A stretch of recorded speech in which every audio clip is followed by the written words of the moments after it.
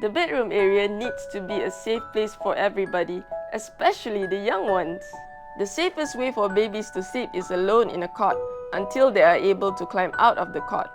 The cot should be empty and not have any pillows, blankets, or soft toys. Use a mattress that fits perfectly inside the crib, with no gaps between the mattress to prevent babies from getting caught in and reduce risk of being suffocated.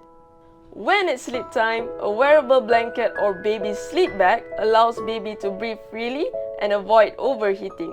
Once little one is big enough to climb out of the crib, it's time to switch to a bed. The mattress needs to be firm enough for the needs of a growing body, but soft and comfortable on the top. Attaching a guardrail can prevent your child from falling when they start sleeping in a real bed.